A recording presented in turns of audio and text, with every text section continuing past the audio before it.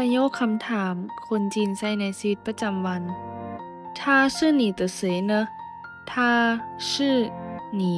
的谁呢แล้วเป็นหยังกับเจ้า我还有机会吗我还有机会吗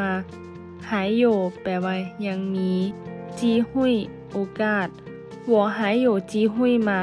ข้อยยังมีโอกาสบ่还有其他选择吗还有其他选择吗其他แปลว่าอื่นส่วนเจอแปลว่าเลือกหรือว่าทางเลือก还有其他选择吗ยังมีทางเลือกอื่นอีกบ่你怎么不接电话呢你怎么不接电话呢怎么ในประโยคนี้จะแปลว่าคือปู้แปลว่าบ่เจฮับเตี้ยนหัวโทรศัพท์你怎么不接电话呢เจ้าคือบ่รับโทรศัพท์有人吗有人吗มีไผอยู่บ่有什么事吗有什么事吗มีเวียกหยังบ่在忙吗在忙吗ยุ่งอยู่บ่有什么问题吗有什么问题吗มีปัญหาหยังบ่你有空吗你有空吗เจ้าว่างบ่你有时间吗你有时间吗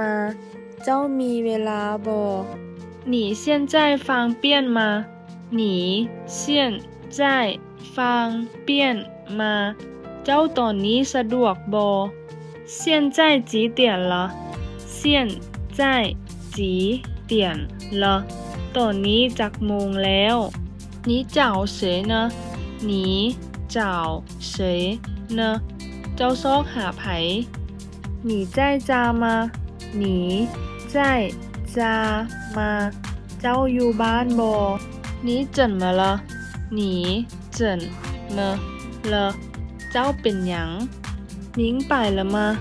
มิงไป了吗เข้าใจแล้วบ่ทิ้งตรง了吗ทิ้งตรง了吗ฟังเข้าใจแล้วบ่你听清楚了吗你听清楚了吗เจ้าฟังละเอียดแล้วบ่知道了吗知道了吗รู้แล้วบ่麻烦你再说一遍可以吗麻烦你再说一遍可以吗รบกวนเจ้าเว้าอีกเทื่อหนึ่งได้บ่你是单身吗你是单身吗เจ้าโสดบ่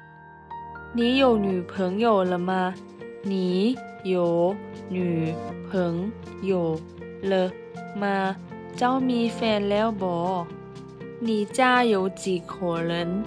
你家有几口人ครอบครัวของเจ้ามีจักคน这附近有厕所吗这附近有厕所吗แถวนี้มีห้องน้ำบ่我可以进去吗我可以进去吗ค่อยเข้าไปได้บ่我可以出去吗我可以出去吗ค่อยออกไปได้บ่在这多久了在这多久了อยู่นี่ดนเท่าใดแล้ว在想什么呢在想什么呢กำลังคิดหยังอยู่收到了吗收到了吗ได้รับแล้วบ่在干嘛在干嘛เฮ็ดหยังอยู่到了吗到了吗ฮอดแล้วบ่到哪了到哪了ฮอดใส่แล้ว你学会了吗？你学会了吗？เจ้าเรียนได้แล้วบ่สุดท้ายนี้ฝากกดไลค์กด Subscribe กดกระดิ่งแจ้งเตือนเพื่อจะได้บ่พลาดบทเรียนต่อไปกันเด้อ